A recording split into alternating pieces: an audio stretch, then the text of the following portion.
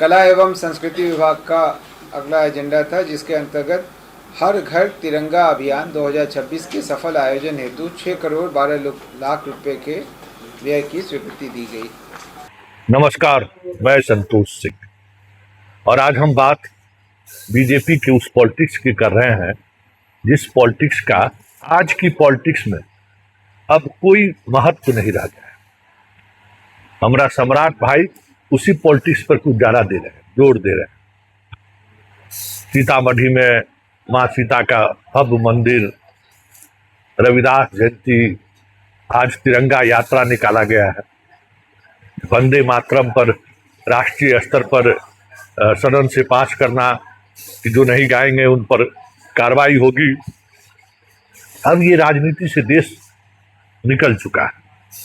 अब इस देश में इस राजनीति का कोई मतलब नहीं रह गया, क्योंकि जो जनरेशन बदला है उसके लिए भारत माता का मतलब कुछ और है। इंडिया और भारत का मतलब उसके के लिए अलग है। जिस तरीके से संघ, बीजेपी, भारत माता और भारत देश के इमोशन के साथ भारतीय जनता को, मतलब भारत के जो लोग हैं उनको जोड़ने की जो कोशिश वो कर रहे हैं, वो कोशिश भी अब निष्प्रभावी होती हुई दिख रही है। क्योंकि उससे के आधार पर जो चीज आपको पाना था, जहां तक पहुंचना था, देश की जनता ने आपको पहुंचा दिया। राम मंदिर के सहारे आप देश के प्रधानमंत्री की कुर्सी तक बैठ गए। 12 वर्षों तक देश का शासन का बागडोर आपके ऊपर रहा। धारा 370 जिस देश के नागरिक को चाहिए, आपने धारा 370 खत्म कर दिया। कश्मीर का मसला हो चाहे मुसलमान का मसला हो, जो तुष्टीकरण की बात अंग्रेजों से लेकर कांग्रेसी तक किया करते थे, अब वो सब कुछ खत्म हो चुका है। जिस बात को लेकर आपको जनता ने वोट किया, अब वो मुद्दा, क्योंकि एक ही मुद्दा पर आप ज्यादा दिनों तक जनता को जोड़ कर नहीं रख सकते, तो ये मुद्दा अब आपको उसी तरीके से जनता का सहयोग मिलेगा वोट के रूप में। अब तक आपका ये होगा, ये अब होता हुआ दिख नहीं रहा है।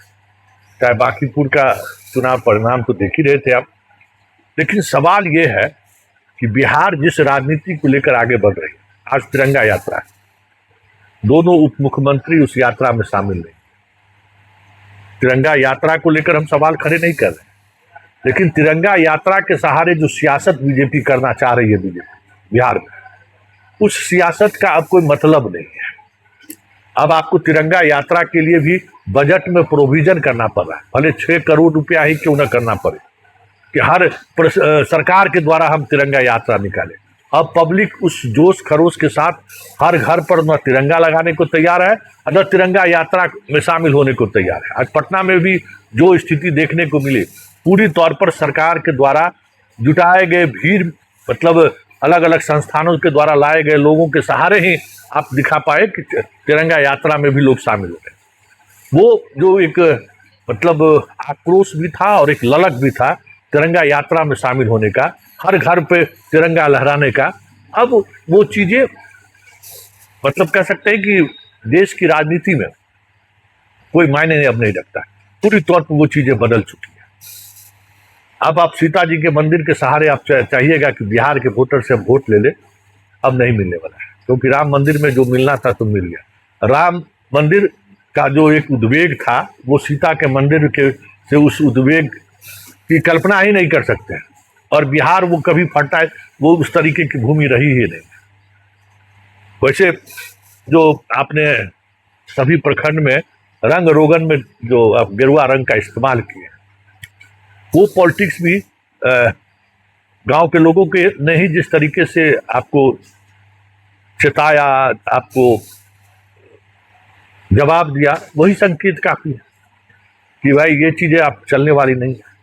तो जो पॉलिटिक्स देश पिछले 10-12 वर्षों से देख रही है, महसूस कर रही है, सम्राट चौधरी को आगे बिहार की राजनीति में बने रहने के लिए इस पॉलिटिक्स से बाहर निकलना पड़ेगा। अब ये इस पॉलिटिक्स के सहारे बिहार में आप बहुमत प्राप्त नहीं कर सकते हैं, तो अपनी सरकार आप नहीं बना सकते।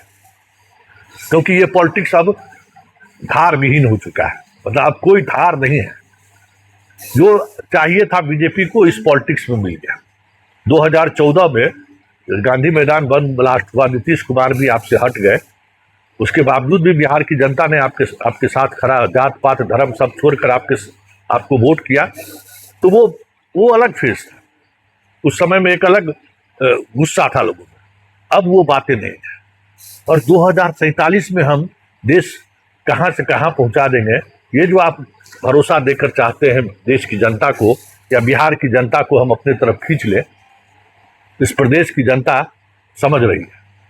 वेतन नहीं मिल रहा है लोगों को, जो छोटे बड़े संवेदक हैं उनको पैसा नहीं मिल रहा है, सरकार का खजाना खाली है, प्रोफेसर लोगों को दरमाहा नहीं मिल रहा है, जितने कॉन्ट्रैक्ट पर बहाल है उनको दरमाहा नहीं मिल रहा है, केंद्र और राज्य सरकार से के सहारे जिनका वेतन मिलता था उनको राज्यांश नहीं मिल रहा है, आधे वेतन पर काम कर रहे हैं। तो जनता देख रही है, इसलिए 2047 में हम विश्व के नंबर 1 देश बन जाएंगे और अभी हम चौथे सबसे बड़े इकोनॉमी हैं। इससे अब आपको बहुत कुछ वोट के तौर पर मिलने वाला नहीं। ऐसे में बिहार में रविदास जयंती हो, कानून सम्मेलन हो, क्या क्या सम्मेलन जो आप कर रहे हैं सम्राट चौधरी, वो राजनीति अब पीछे छूट चुकी है। कुछ नए सोचने की जरूरत है, और वो भी कि गवर्नेंस दिखे। अब सवाल बिहार में, क्योंकि नीतीश कुमार के 20 वर्षों का शासनकाल गवर्नेंस का शासनकाल, और अब आपकी परीक्षा सीता मंदिर से नहीं, ये तिरंगा यात्रा से नहीं, ठीक है ना, गेरुआ स्कूल कर देने से नहीं, गवर्नेंस पर टिका है। और उस गवर्नेंस पर जो सरकार का परफॉर्मेंस है, वो परफॉर्मेंस आप बेहतर समझ सकते हैं। इसलिए ये सब अब घिसी पीटी राजनीति होगी, इससे कुछ अलग बीजेपी को भी, संघ को भी, और बिहार में जो डबल इंजन की सरकार का नेतृत्व कर रहे हैं सम्राट, उनको सोचने की जरूरत है। जरा सुनिए आज सम्राट चौधरी ने क्या भाषण दिया। आज बिहार में हम लोग तिरंगा यात्रा की शुरुआत कर रहे हैं साथियों। 9 तारीख से लेकर 17 तारीख तक पूरे प्रदेश में इस अभियान को चलाने के लिए देश के यशस्वी प्रधानमंत्री आदरणीय नरेंद्र मोदी जी के मार्गदर्शन में और हमारे पूर्व मुख्यमंत्री आदरणीय नीतीश कुमार जी के मार्गदर्शन में ये काम हम लोग कर रहे हैं साथियों। आज ये तिरंगा यात्रा केवल 3 रंगों का ध्वज नहीं है साथियों, और क्योंकि हमारे पूर्वजों ने, हमारे स्वतंत्रता सेनानी ने अपने प्राणों की आहुति देकर इस भारत में लोकतंत्र स्थापित किया, और लोकतंत्र के साथ साथ एक तिरंगा का झंडा दिया। मैं उनके चरणों में श्रद्धा सुमन अर्पित करने का काम करता हूं, क्योंकि यदि स्वतंत्रता सेनानी नहीं होते तो आज से 78 साल पहले हम आजाद नहीं हुए होते। उनके प्राणों की आहुति और उन्होंने जो अपना जीवन दिया, लाखों लोग शहीद हुए, लाखों लोगों ने लड़कर इस देश को आजाद कराने का काम किया था।